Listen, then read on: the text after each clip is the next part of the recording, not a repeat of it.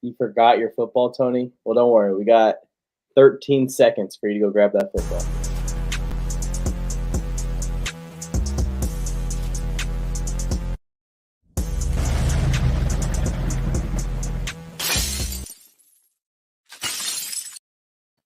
Damn, you made it. That was fast. Here it is. What? Pump fake. I'm not going. I don't move quick enough. You gave me 13 seconds. I would need like 48 seconds to get from here to the living room and back. It's not going to work. What is up, everyone? Welcome to the newest episode of Nuts and Bolts. We're going to be talking about the Atlanta Falcons game. We're going to be talking about the 49ers game on Sunday Night Football that we got coming up tomorrow night. We want you guys to hop in the live chat. Let us know your opinions on what we're talking about. Athir is already here. Appreciate you for tuning in as always. Hello, Athir. How is it going? And also, guys, whether you're watching the replay, whether you're here tuned in live, please like the video, subscribe to the channel, turn on notifications, and share this channel with any Chargers fans that you may know. I'm joined with my co-host, Tony Tucker. Tony, how are you doing today? I love your background, by the way. Thank you. Thank you very much. Excellent high school jersey there. How'd you guys fare in your...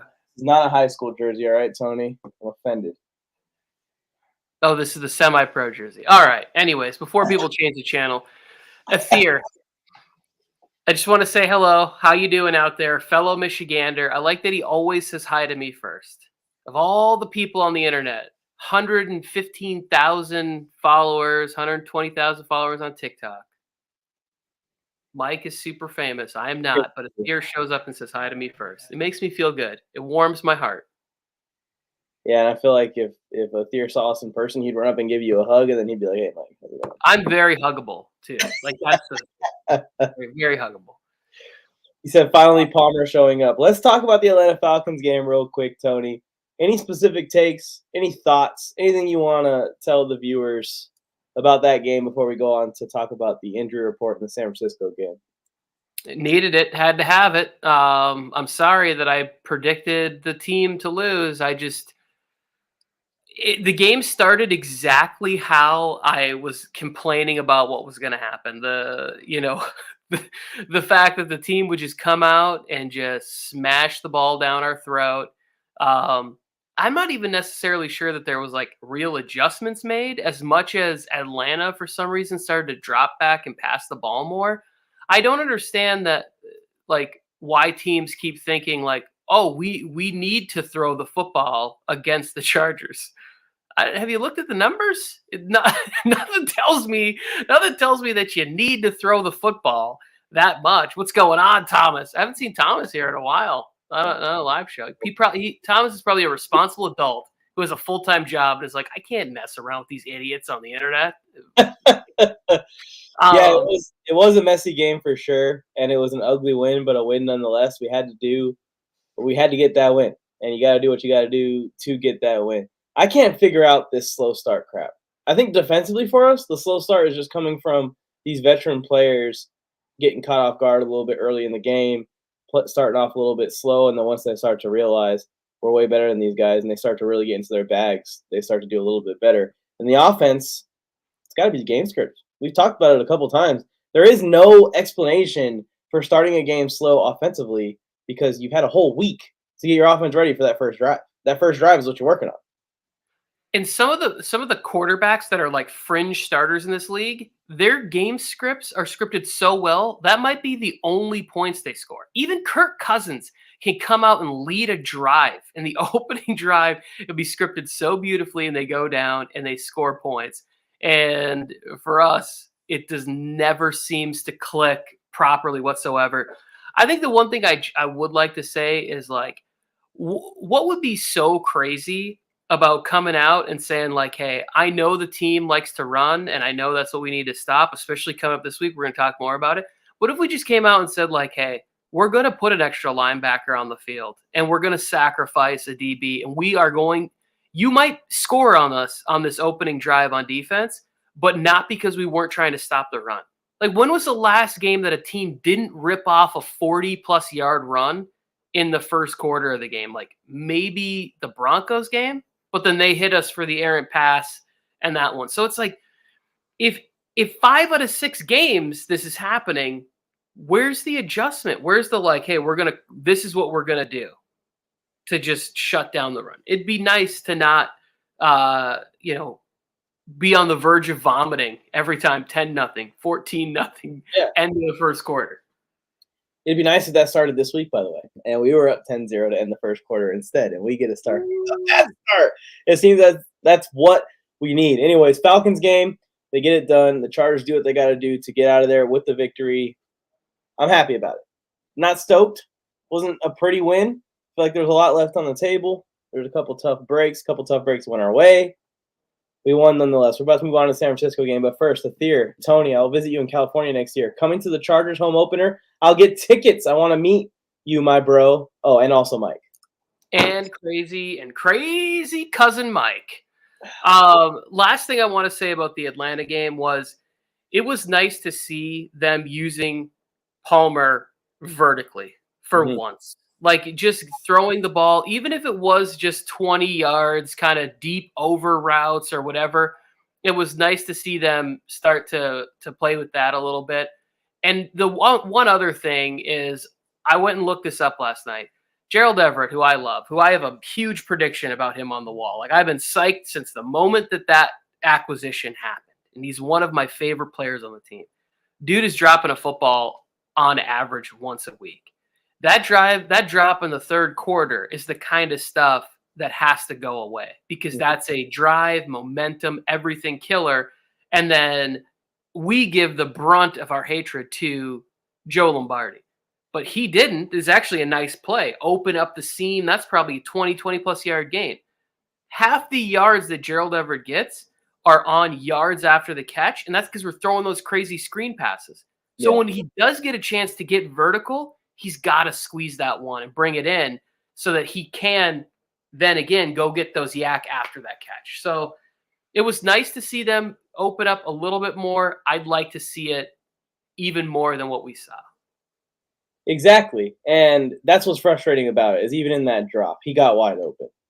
Like, are we going to drop it again? Probably not if we run it again. Same thing with Josh Palmer. Got wide open a couple times down the field. Herbert's able to hit him. And it seems like every time we drop back to throw down the field, it ends up being a successful result. That's what the Chargers fans have been demanding more of. I know you take less chances without Mike Williams down the field versus Josh Palmer or DeAndre Carr, whatever it might be. But we almost shut it down for an entire drive at times, and it's painful to watch. But, yeah, that drop was huge on Everett's part. I do want to give a shout-out to the man on my shirt right now.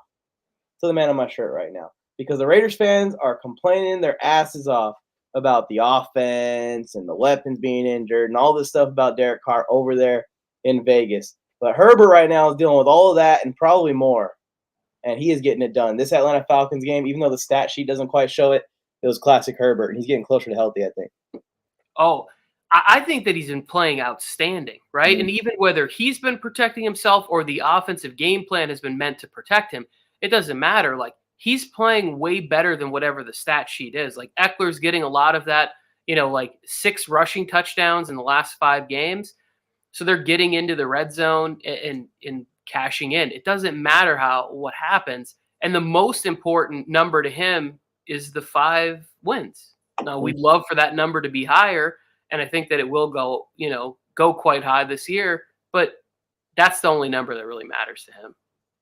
Yeah, and he's now 4-2 since suffering that injury, and you can see the difference between a couple weeks ago and today. So I'm just very happy to see our quarterback getting closer to healthy.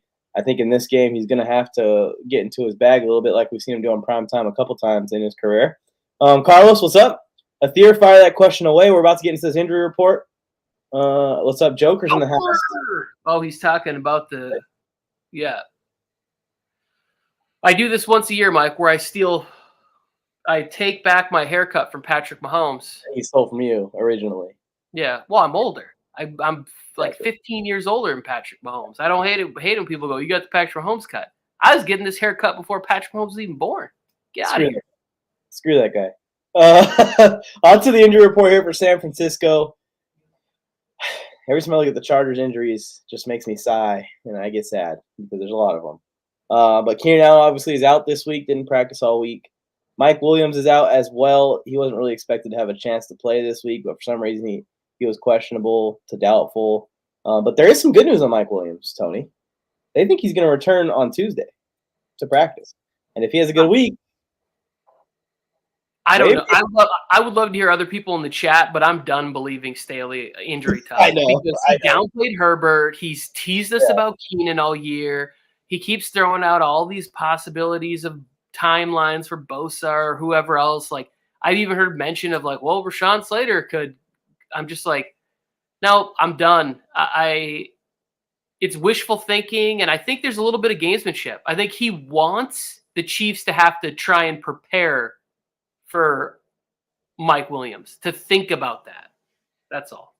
Which Mike has a little history with the Chiefs. A little history with them and destroying them. But yeah, I was thinking the same thing when I saw the report. I was like, next week. I was looking at if he made it back by the Raider game, we're lucky. High ankles is usually 6 to 8 weeks. Low ankles are usually 4 to 6 weeks and can be worse than that sometimes.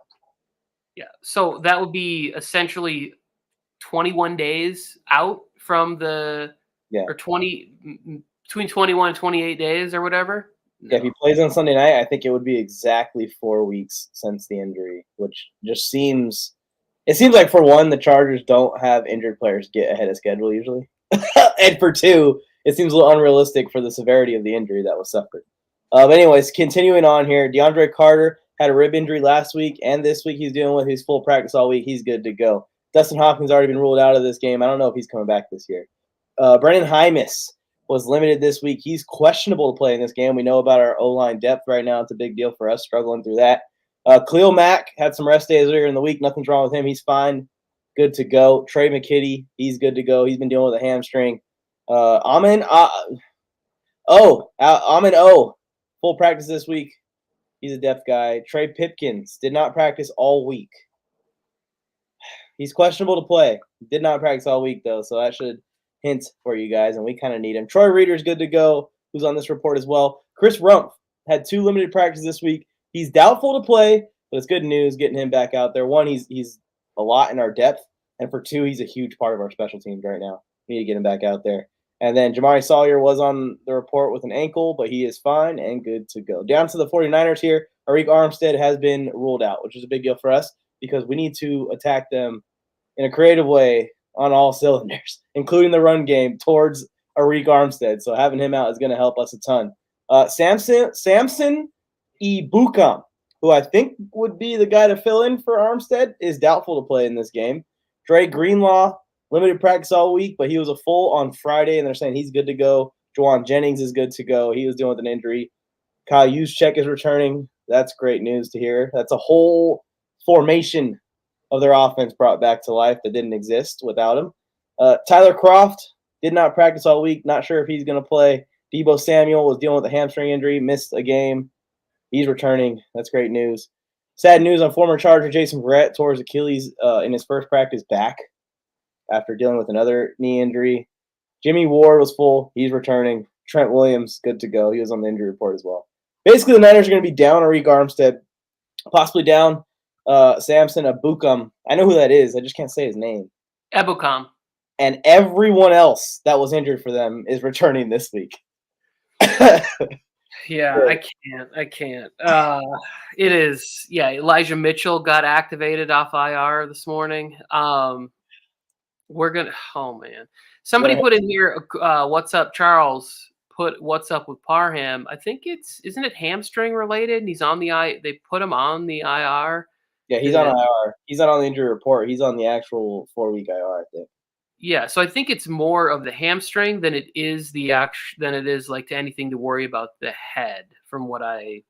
That's what the stuff that I read. It seems that's the deal.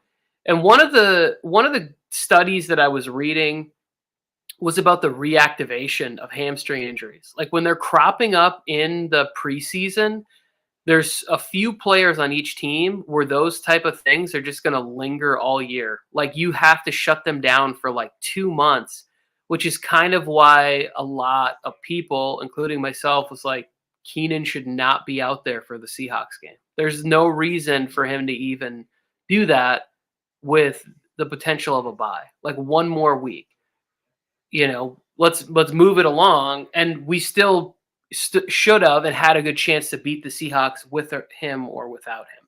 And now it's back into this limbo phase we're in. Yeah, and that is tough to hear because there was like news and talk from Keenan Allen himself saying that there were certain routes that he couldn't run entering that game. He should not have been suited up if he can't run the whole route tree. That's not healed. That's not back to work. And if they give him that extra 2 weeks, he doesn't re-aggravate it. Who knows? Maybe he's returning this week as well with Debo Samuel, and that's a big difference in these matchups. It's a big difference for the Niners and how Yeah, they play us too, because they're going to send the house at Herbert and think that they can lock our receivers down. And if you have Keenan Allen out there, you're a lot less likely to do so. holy shit, Mike. You're not helping my prediction at all. Yes, I want you to say his name. Ogbong Bamiga. Yeah, we're. I wonder if almost everyone's coming back for KC. I wouldn't hold my breath for anyone to come back for KC. Missing Bosa as well. He's working his way back in the facilities. I think he's still at least 2, 3, 4 weeks away. Parham's 4 weeks. Poor Jason can't catch a break. Say it with me, Mike. Amen. Ogbong Baminga. I actually practiced his name during the preseason and had it down so that way we could talk about him during those preseason live streams. And he didn't do anything the entire preseason, pretty much. Yeah, I think he was like on the fringe making the team and ended up making it because of special teams. Yeah, they were playing some of these other guys instead. But that's the injury report. Any major injuries? Obviously, we're the ones that are more injured than them heading into this week. That's not new. All right. Athir wants bold prediction time. All right, let's do it, Tony. Well, we got our keys to victory. We'll just skip the keys to victory this week. The keys are play a perfect game, pretty much. All cylinders have to be clicking. If we make a mistake on special teams, we make a mistake dropping a pass and tipping it over the middle for an interception. If we make a mistake fumbling the ball, even though we have the game at hand, if we make a mistake blowing a huge play where Christian McCaffrey comes out and runs for 75 yards in 2 different plays, probably not winning. I think we're doing it literally has to be a perfect game. Mm-hmm. Everything's been backed up against them, Mike. Like them getting healthy at this time of year, right? And then on top of it, we have all of their like bye week preparation to come in. Like the only thing we can hope is that they try to overload the game plan for Debo and CMC and struggle a little bit to figure things out. Yeah, I got some hope that Jimmy G just completely sells. That's my hope as a Jimmy G hater that I am. Palmer, 13 catches, 178 yards, 3 touchdowns. Chargers win 31-26. That's Athir's bold prediction. Carlos, drop your bold prediction. He's saying, let's beat the Santa Clara 40 Winers. I believe that we will win as well, Carlos. Tony, go ahead and give him your bold prediction. By the way, guys, we are dealing with technical difficulties. Just hang on for us, okay? We're going to get to the end of this show. Yeah, see? I'm in a bit of a delay. That's Mike's technical difficulty.